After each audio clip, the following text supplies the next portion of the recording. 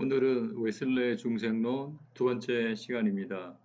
지난주에 중생의 정의에 대해서 저희가 배웠는데 오늘은 중생의 필요성과 그 방법에 대해서 살펴보도록 하겠습니다. 첫 번째, 중생의 필요성입니다. 우리는 왜 중생해야 하는가? 이 질문에 대해서 웨슬레는 네 가지로 답변했습니다. 첫 번째로는 영적인 새 생명을 얻기 위하여입니다. 모든 인간은 태어나면서부터 원죄로 말미암아서 하나님과 분리된 상태로 영적인 죽음을 지닌 채 태어나게 됩니다.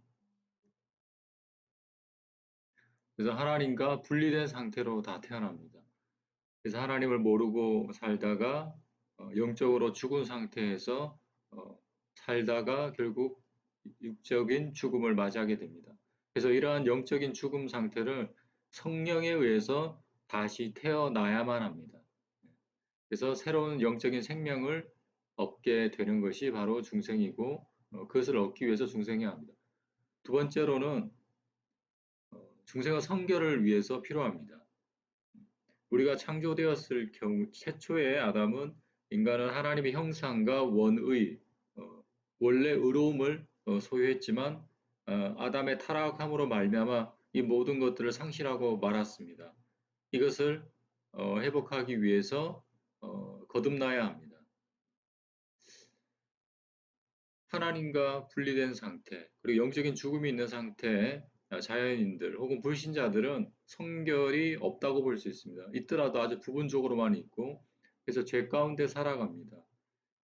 왜냐 하나님의 형상이 타락되었기 때문입니다. 그리고 우리가 창조 시에 가지고 있었던 원래의 의로움 또한 우리가 잃어버렸습니다.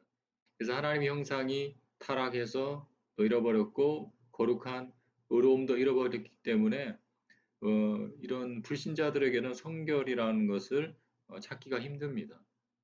도덕적으로 타락한 삶을 살고 거룩하지 못하고 불의한 상태로 살아가게 됩니다. 그래서 성결을 얻기 위해서 중생이 필요합니다. 세 번째로는 구원을 얻기 위하여입니다. 이게 사실은 가장 결정적이고 가장 중요한 중생의 이유가 될 것입니다. 도덕적으로 아무리 깨끗하고 정직해도 중생하지 않으면 지옥의 가장 밑바닥에 떨어지게 됩니다. 중생은 다른 말로 하면 구원의 한 면이라고 볼 수 있습니다. 구원을 동전이라고 본다면 그 위쪽 면을 칭이라고 할 수 있고 그 아래쪽 면을 중생이라고 할 수 있습니다. 그래서 칭이와 중생은 분리할 수가 없습니다. 동전이 앞면과 뒷면이 항상 연합되어 있고 붙어 있는 것처럼 칭의와 중생은 동전의 양면이라는 사실입니다. 그래서 중생하지 않고 나는 칭의를 받았다는 자들은 가짜 구원인 것이죠. 내가 예수님을 믿었다고 하면서도 성결한 상태가 아니라면 중생한 것이 아니며 중생하지 않았다면 그 구원은 반쪽짜리 구원으로서 참된 구원이 아니라는 것입니다. 그래서 참된 구원을 얻기 위해서는 칭의뿐만 아니라 중생도 동시에 이루어져야 한다는 사실입니다. 중생은 지난 시간에 배웠지만 중생의 본질은 우리가 변화되는 것입니다. 정말 거듭난 사람이라면 죄에 지배받지 않고 성령으로 말미암아 거룩을 회복하고 새로운 사람으로 변화되어 있어야 합니다. 이런 사람이 진짜 구원받은 사람이라는 것입니다. 네 번째 중생의 필요성은 현세에서 행복의 절대적인 조건입니다. 우리가 단지 영원한 행복, 구원만을 위해서 예수를 믿는 것이 아닙니다. 이 땅에서 우리가 거듭 예수를 믿고 회개하고 예수를 믿어서 중생하게 되면 우리가 죄의 집에서 벗어납니다. 사악한 인간은 행복할 수 없기 때문입니다. 영혼 속에 죄가 지배하고 있는 한 그 속에 행복이 있을 수 없습니다. 그렇습니다. 아무리 많은 부자여 또 요번에 박원순 시장도 자살한 것처럼 그가 아무리 많은 권력과 또 인기를 가지고 있었음에도 불구하고 그가 죄에 의해서 지배받고 있었기 때문에 그래 결국 행복할 수 없었던 것입니다. 그래서 그 사람이 거듭나지 않으면 죄에 의해서 항상 지배를 받고 있기 때문에 그 사람은 이 땅에서도 행복할 수가 없는 것이죠. 그러나 거듭난 사람은 중생한 성령에 의해서 거듭나고 중생한 사람은 이 땅에 있어서도 영혼 속의 죄의 지배에서 벗어나 있기 때문에 어, 참된 행복을 누릴 수가 있게 되는 것입니다. 두 번째는 중생의 방법에 대해서 알아보도록 하겠습니다. 한마디로 얘기하면 중생은 어떻게 받느냐? 회개하고 믿어야 되는데 성령의 역사에 의해서 중생하게 됩니다. 그러니까 성령의 역사를 받으려면 회개하고 믿어야 됩니다. 우리가 오순절 사건을 살펴보면 알 수 있습니다. 예수 믿고 회개하고 예수를 믿고 따라다녔던 제자들이 있었습니다. 수만 명이 있었습니다. 예수님 살아 생전에.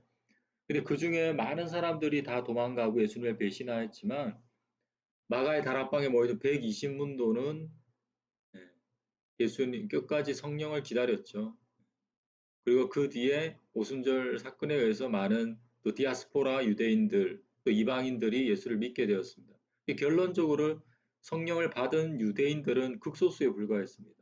예수님 살아계셨을 때 수만 명이 예수님을 믿는다고 했지만 실제로 성령을 받고 거듭난 사람은 수백 명에서 수천 명 정도, 기껏해야 수천 명 정도밖에 되지 않았습니다. 그래서 예수님 사후 전후에 예수님을 믿었고 거듭났던 사람들은 극소수에 불과했습니다. 1%에서 많아봤자 5%.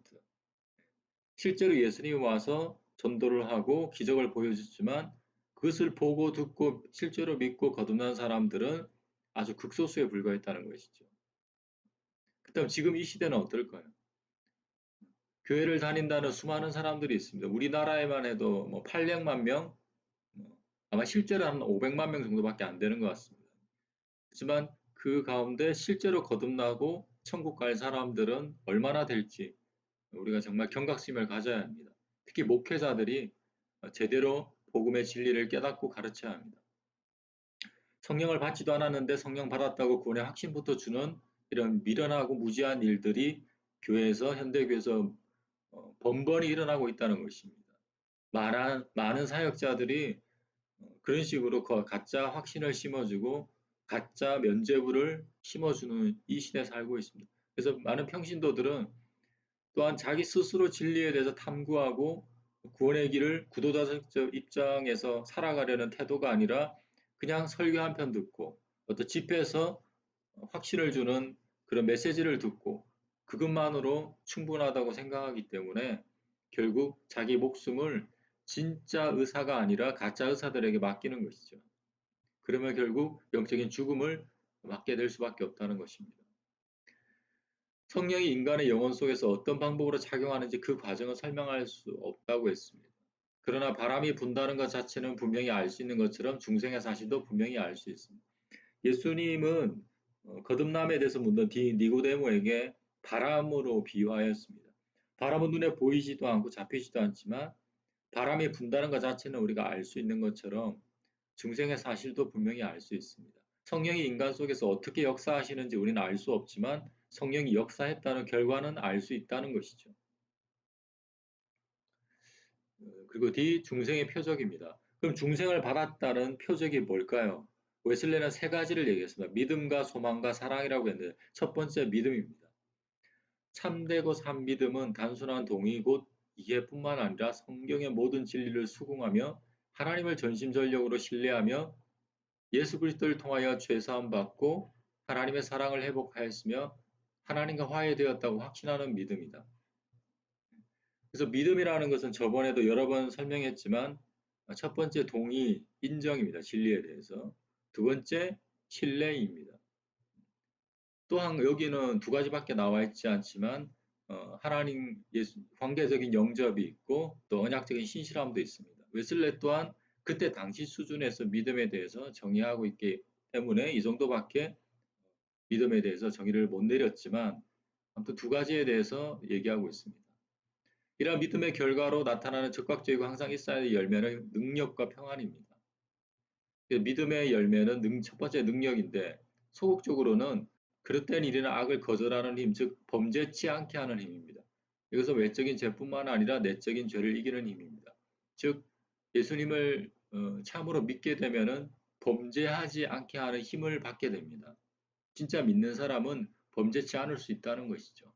겉으로 보이는 죄뿐만 아니라 내적인 생각과 동기와 마음의 죄까지도 이깁니다.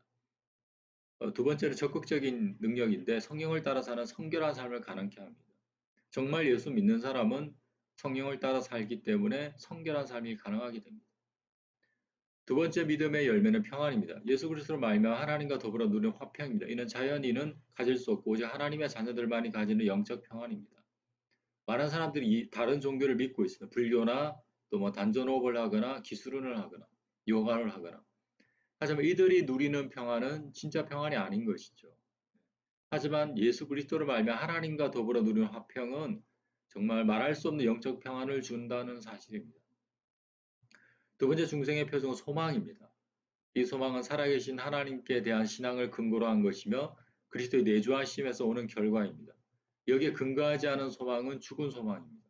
이러한 소망에서 솟아나오는 열매는 곧 결과는 확신입니다. 이 확신은 우리가 하나님의 자녀가 되었다는 현재적 확신과 하나님의 약속에 대한 미래적 확신입니다. 소망의 열매로서 확신과 기쁨은 강력한 힘이 있어 오늘의 고난을 극복하게 합니다. 맞습니다. 확신이 있으면 믿으면 확신이 있고 확신이 있으면 정말로 소망이 생겨나게 되는 것이죠. 하나님께서 나와 함께 하시고 나를 천국으로 인도하실 것이다. 이런 확신이 있습니다. 그러면 아무리 힘들 어려움이 있더라도 극복할 수밖에 없다는 것입니다.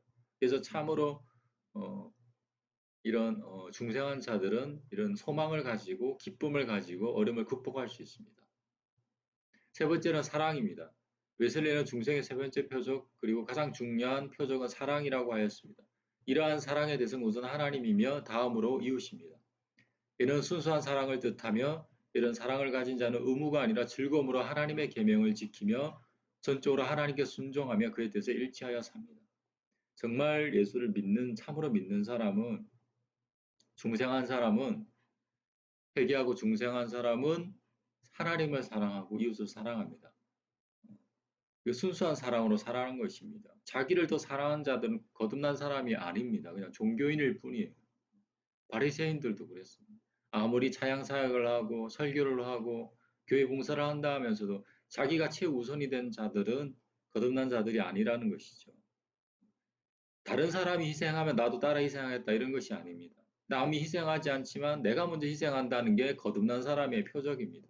이것이 없는 자들은 참된 제자가 아닌 것입니다. 거듭난 사람이 아닌 것이죠. 그래서 기쁨으로 하나님의 계명을 지킵니다. 억지로 계명을 지키는다, 계명 지키기 너무 힘들다 이런 사람들은 어쩔 수 없는 것이죠. 아직 구원받지 않은 것입니다. 정말 구원받은 사람들은 즐거움으로 하나님의 계명을 지키고자 하며 지킬 수 있어요. 그것이 바로 중생한 자들이 성령을 받았기 때문입니다. 아무리 외쳐도 듣지 않는 자들은 양이 아니고 염소인 것입니다. 어떻게 할 수가 없어요. 그들이 먼저 참으로 회개하고 참으로 믿고 참으로 전적으로 헌신하고 순종하겠다는 결의를 하지 않았기 때문이에요. 그리고 전적으로 하나님께 순종하며 그에 대해서 일치하여 삽니다. 정말 거듭난 자들은 그냥 부분적으로 순종하는 것이 아니라 전적으로 순종합니다. 그래서 나는 조금씩 조금씩 순종하겠다는 자들은 아직 거듭나지 못한 자들이고 이들은 죽을 때까지 거듭나지 못할 가능성이 높습니다. 나는 부분적으로 하나님께 헌신해 나가겠다 이런 자들도 죽을 때까지 거듭나지 못할 가능성이 아주 높은데 이런 크리스찬들이 한국 교회 내에 대다수입니다. 잘못된 복음을 가르쳤기 때문이죠. 조금씩 회개하고 나중에 예수 믿으라. 조금씩 순종하고 나중에 전적으로 순종해라. 조금씩 헌신하고 나중에 전적으로 순종해라. 전적인 순종은 목회자들이나 선교사들만 하는 것이야 라고 가짜 복음이 목회자들로부터 설교자들로부터 사역자들로부터 한국 교회 내에 세뇌당한 것입니다. 5, 60년 전부터.